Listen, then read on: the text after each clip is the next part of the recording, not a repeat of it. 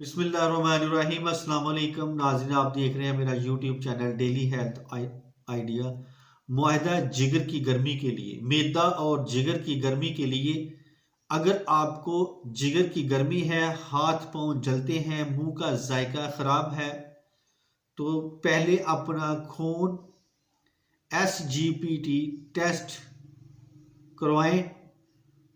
उस टेस्ट की चेक करने से जिगर में गर्मी का पता चल जाता है।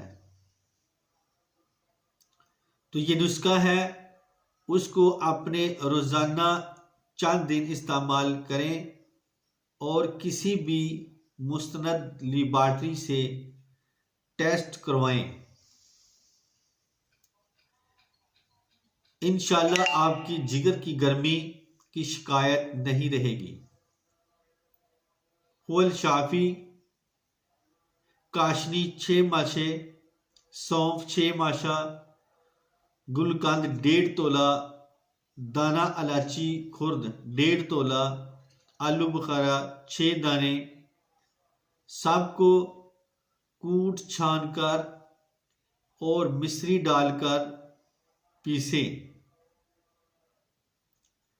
हरारत, गर्मी, जिगर और शिद्दत प्यास के लिए मुफीद है। यरकान जिगर की गर्मी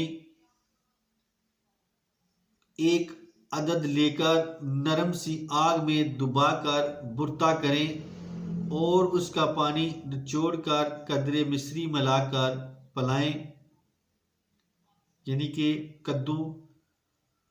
उसके इस्तेमाल से जिगर की गर्मी और यरकान को आराम हो जाता है।